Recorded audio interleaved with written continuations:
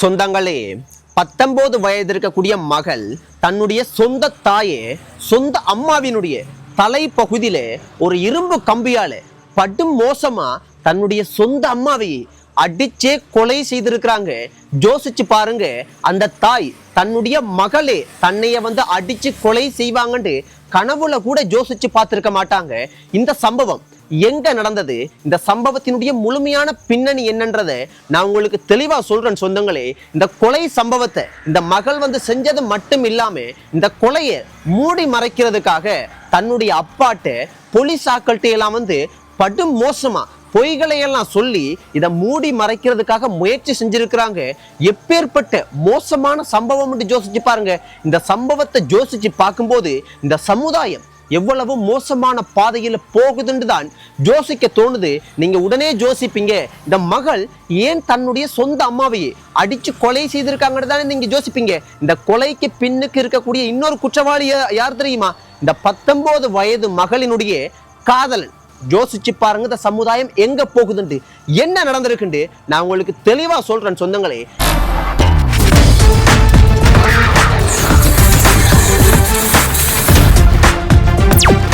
இது ஒரு அழகான குடும்பம், ஒரு அமைதியான, எந்த ஒரு வம்பு தும்புக்கும் போகாத ஒரு அமைதியான அழகான குடும்பம். தாயும் தந்தையும் ஒரு தனியார் நிறுவனங்கள்ல வேலை செய்யறாங்க. இவங்களுக்கு 4 பிள்ளைகள். மூத்த பிள்ளை தான் இந்த கொலை சம்பவத்தை செய்ததுதான் இந்த மூத்த பிள்ளை. 19 வயது இருக்கக்கூடிய மூத்த பிள்ளை. 2வது மகள் அவங்க படிக்கிறாங்க.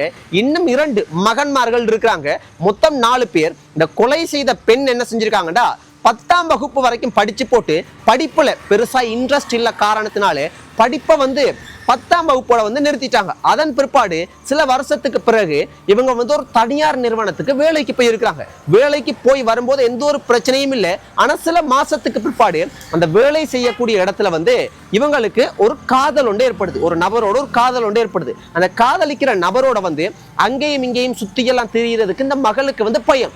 ஏன் பயம் என்றா, இந்த மகளினுடைய அப்பா தகப்பன்காரன் கொஞ்சம் ஸ்ட்ரிக்ட், ஆனால் சின்ன சின்ன விஷயமாக இருந்தா கூட, சின்ன தவறாக இருந்தா கூட கடுமையாக கண்டிக்கக்கூடிய ஒரு தகப்பன்காரன். அதனால மகள் அப்பாவுக்கு கடுமையாக பயந்து வாழக்கூடிய நபர் வச்சுக்கொள்ளுங்களேன். அதனால சின்ன விஷயமாக இருந்தா கூட பெரிய அளவுக்கு யோசிப்பாங்க.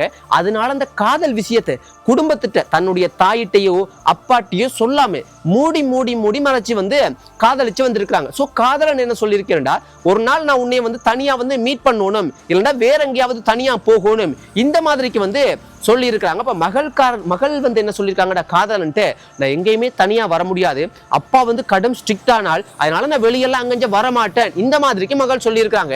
அப்ப காதலன் என்ன செஞ்சிருக்கேன்டா, இல்லவே இல்லை, நான் இன்றைக்கு உன்னையே சந்திச்சே ஆகணும் என்ற ஒரு முடிவோடு இருந்திருக்கேன். அப்ப காதலன் ஒரு ஐடியா ஒன்று மகளுக்கு கொடுத்துருக்காங்க, காதலிக்கு கொடுத்துருக்காங்க. என்ன ஐடியாண்டா, உன்னுடைய அப்பா தூக்க மாத்திரை போடுறவர் தான், அதாவது தூங்குறதுக்கு தூக்க குளிசை போடுறவர் போல இருக்கு. அவ அந்த தூக்க குளிசையை நீ என்ன செய்யண்டா, அதை 2-3 குளிசைகளை அதை தூளாக்கி போட்டு உன்னுடைய அம்மாவுக்கு ஜூஸ் இல்லைன்னா ஏதாவது குடிக்கிறதுக்கு குடு, அதுல இதை மிக்ஸ் பண்ணி போட்டு குடு. அப்ப அம்மா மயக்கமாகி தூங்கிடுவாங்க.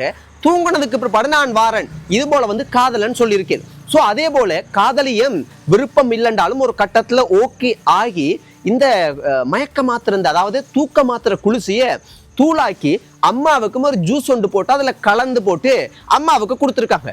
கொடுத்ததன் பிற்பாடு அம்மா என்ன செஞ்சிருக்காங்க, குடிச்சு போட்டு தூக்கம் வருது, நான் கொஞ்சம் ரெஸ்ட் எடுக்கிறேன்னு அம்மா போய் பாத்தீங்கன்னா படுக்கை அறையில படுத்துட்டாங்க. சோ இப்ப மகள் என்ன நினைச்சிட்டாங்கடா, அம்மா இனிமே எழும்ப மாட்டாங்கன்னு சிசிடிவி எல்லாம் முழுமையா ஆஃப் பண்ணி போட்டு தன்னுடைய காதலனை வீட்டுக்கே வர சொல்லியிருக்காங்க. சோ அப்பா வேலைக்கு போயிட்டே, மற்ற பிள்ளைகள் படிக்க போயிட்டாங்க.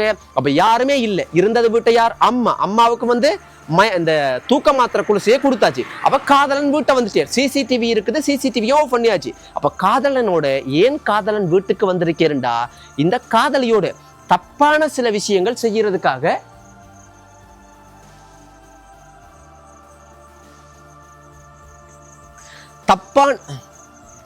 ஏன் காதலன் வீட்டுக்கு வந்திருக்கேன்டா, தப்பான சில விஷயங்கள் செய்யறதுக்காக காதலிட்டு வந்திருக்கேன். சோ வந்ததுக்கு பிற்பாடுதான் காதலிக்கு இது தெரிய வந்திருந்தாலும் 2 பேரும் உடன்பட்டு அவங்களோட வீட்டிலேயே ஒரு அறையுள்ளுக்கு இந்த காதலியும் காதலனும் மிக மிக மோசமான தப்பான சில, உங்களுக்கு நான் தெளிவா சொல்லணும்னு அவசியம் இல்லை, மோசமான தப்பான சில விஷயங்கள்ல ஈடுபட்டிருக்காங்க.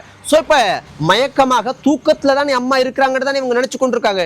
அம்மா கொஞ்ச நேரத்துல வந்து முழிச்சு வந்து பார்த்துருக்குறாங்க. இவங்க 2 பேருமே பட்டு மோசமான ஒரு தப்பான விஷயம் செய்யறத தாய்க்காரி பார்த்துட்டா. இப்ப தாய்க்காரி பார்த்துட்டு கடுமையான வார்த்தைகளால எல்லாம் வந்து மகளுக்கு திட்டிட்டு அந்த வந்திருக்கிற நபர் யார் என்ன எதுன்றதையும் கேட்டு அவருக்கும் பட்டு மோசமா வந்து ஏசி போட்டு விரட்டி விட்டுருக்காங்க. மகளுக்கு சொல்லி இருக்கிறாங்க தாய்க்காரி, நீ இவ்வளவு ஒரு மோசமான தப்பு செஞ்சிருக்கா, வரட்டும் அப்பா வரட்டும், அப்பாட்ட வந்தோன்னு நான் சகல விஷயத்தையும் சொல்லுறேன்னு மகளுக்கு சொல்லி இருக்கிறாங்க. ஒரு தாய்க்காரி என்ன செய்யணுமோ அந்த விஷயத்தை தான் அவங்க செஞ்சிருக்காங்க. இப்ப மகள்காரி என்ன செஞ்சிருக்காங்கடா, பயம். ஏற்கனவே இந்த காதல் விஷயத்தை வந்து தகப்பனுக்கு சொல்லாம மூடி மறைச்சதுக்கான காரணம் என்னண்டா பயத்துல. ஏண்டா அப்பா வந்து கண்டிப்பானால், சோ அதனால பயத்துல சொல்லாம இருந்திருக்காங்க. அப்ப மகள்காரி சொல்லியிருக்காங்க, சொல்ல வேணாமாத்து இதுண்டு வந்து தாயோட மல்லு கட்டி இருக்காங்க.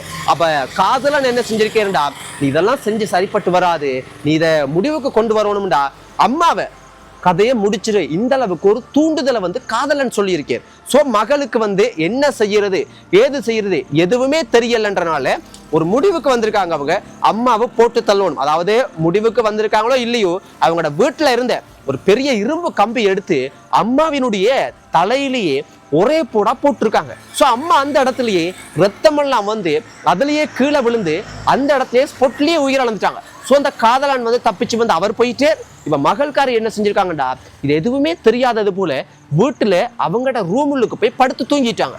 சோ இந்த வேலைக்கு போனப்ப தகப்பன்காரன் வருவேறு தானே, கணவன்காரன் வேலைக்கு போன தகப்பன்காரன் வேலையெல்லாம் முடிஞ்சு வீட்டை வந்திருக்காங்க. வீட்டை வந்து பார்த்தா வீட்டை யாருமே இல்லை. அதாவது மற்ற 2 பிள்ளைகளும் இல்லை, அவங்க வந்து படிக்க போயிருக்கிறாங்க. ஸோ அவங்க இல்லை. அப்ப வீட்டுள்ளுக்கு பார்த்தா வந்து தன்னுடைய மனைவி இரத்த வெள்ளத்துல அப்படியே உயிரிழந்து கீழே கிடக்குறாங்க. அப்ப இவருக்கு கணவருக்கு என்ன செய்யறது ஏது செய்யறதுன்னு ஒன்றுமே புரியல. ஸோ கவலைப்பட்டு அழுது புலம்பி தூக்கி பார்த்தா தலைக்கு பின்னுக்கு ஒரு பயங்கரமான காயம் மட்டும் இருக்குது. அப்ப வீட்டையும் ஒருத்தரும் இல்லை, மற்ற ரூமுக்குள்ள போய் தேடி பார்த்தா ஒரு ரூமுக்கு வந்து தன்னுடைய மூத்த மகள் தூங்கி கொண்டிருக்காங்க. அப்ப மகள் காரிட்டு என்ன நடந்தது ஏது நடந்தது, தாய் வந்து இப்படி இருக்கிறான்னு அதட்டி கேட்டா மகள் வந்து சொல்லியிருக்காங்க, ஐயோ எனக்கு ஒன்றுமே தெரியாதே, நான் தூங்கி இப்பதான் எழும்புனா இந்த மாதிரி ஒரு பொய்யொண்டா அடிச்சு விட்டுருக்காங்க. அப்ப அப்பாவுக்கு வந்து என்ன செய்யறது ஏது செய்யறதுன்னு தெரியாம உடனே போலீஸுக்கு தெரியப்படுத்தியிருக்கேன். போலீஸ் வந்திருக்காங்க. வந்து உடலை வந்து எடுத்து பிரேத பரிசோதனைக்கு அனுப்பினையிலே பிரேத பரிசோதனையில் தெரிய வந்திருக்கிறது, இந்த இடத்துல பலமான அடி ஒன்று விழுந்திருக்கு. அந்த அடிச்ச அடியில காயம் ஏற்பட்டு அது கண்டி அதுல ரத்தமெல்லாம் வந்து இந்த நபர் வந்து உயிரிழந்திருக்காங்கன்னு வந்திருக்கு. இப்ப அதை அடிச்சது யார், என்ன நடந்தது? அப்ப வீட்டை வந்து கதவு வந்து உடைப்பட்டில்லை, எந்த ஒரு நகைகளோ பணமோ வந்து திருடப்பட இல்லை. அப்ப எந்த ஒரு திருட்டு சம்பவமும் இடம்பெறல. ஒருத்தவங்க திருடுறதுக்கு வந்திருந்தா ஏதோ திருட்டுக்காக பணத்துக்காக நகைக்காக அடிச்சு இவங்களை வந்து கொண்டு போட்டு எடுத்துட்டு போயிருக்கலாம். ஆனா வீடு வந்து கதவு திறந்த மாதிரி இருக்கு, உடைக்கப்படல, எந்த ஒரு மோசமான சம்பவங்களும் நடந்தில்ல. ஆனா தாய்க்காரி வந்து அந்த மனைவி வந்து இறந்த நிலையில இருக்கிறாங்க. சோ மகள் வந்து எதுவுமே எனக்கு தெரியாது வீட்டுல தூங்குனன்னு சொல்றாங்க. அப்ப இதுல இருக்கிற ஒரே ஒரு சாட்சி மகள் மட்டும் வீட்டுக்குள்ள இருக்காங்க. மகளை வந்து கடுமையான விசாரணைக்குள்ள போலீஸ் வந்து ஈடுபடுத்துறாங்க, தகப்பன்காரனையும் ஈடுபடுத்துறாங்க. சோ இதுல வந்து முதலாவது அடையாளமாக சாட்சியாக எடுக்கப்பட்டது என்னன்னா, சிசிடிவி ஆஃப் பண்ணப்பட்டிருக்கு. இப்ப இதை யார் ஆஃப் பண்ணுது, இந்த விஷயத்துக்கு போகக்கூடிய மகள் தான் இந்த சிசிடிவி ஆஃப் பண்ணி இருக்கிறாங்கன்றது கிட்டத்தட்ட தெரிய வருது.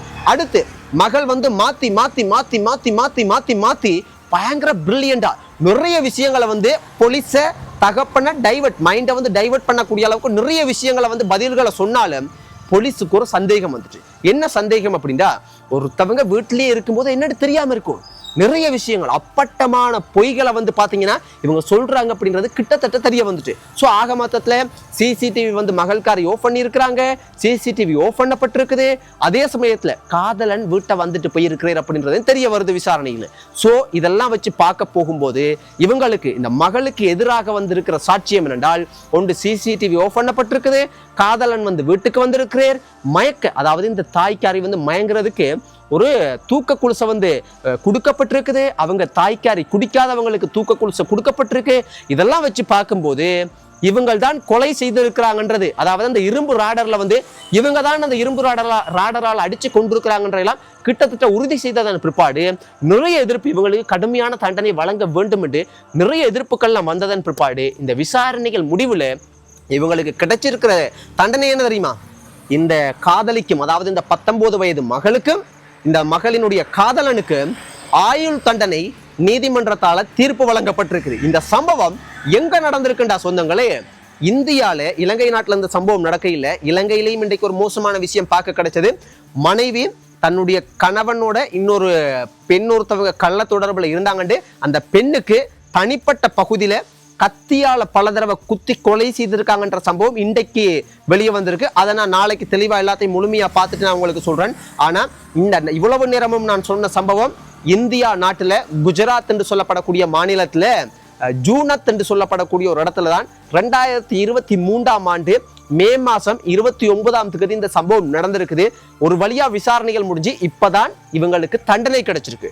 சோ இந்த சம்பவத்தை பார்க்கும்போது பெண்கள் லேசில காதல் வலையில சிக்கப்பட்டு அந்த காதலுக்காக சில நாட்களோ சில மாதங்கள் பழகின ஒரு காதலனுக்காக தன்னுடைய தாய் தகப்பனை கூட ஏமாத்துறது, கொலை செய்கிற அளவுக்கு இப்ப அந்த காதல் மோகம் மோசமான ஒரு பண்புகள் வளரக்கூடிய மோசமான பண்புகள் வளரக்கூடிய இளம் பிள்ளைகள் அதிகரிச்சு இந்த குற்றங்கள் அதிகரிக்கிறத நாங்க பார்க்கக்கூடிய வகையில் இருக்கு. அதனால இது போல பாவமான செயல்களில் ஈடுபடுறதுக்கு நீங்க சந்தர்ப்பத்தை எந்த ஒரு ரீதியிலையும் உருவாக்கி கொள்ள வேண்டாம் என்று இளம் பெண் பிள்ளைகளிடம் நான் ஒரு அண்ணனாக, தம்பியாக, சகோதரனாக கேட்டுக்கொள்றேன். நன்றி சொந்தங்களே. குட் நைட், ஸ்வீட் ட்ரீம்ஸ், பாய்.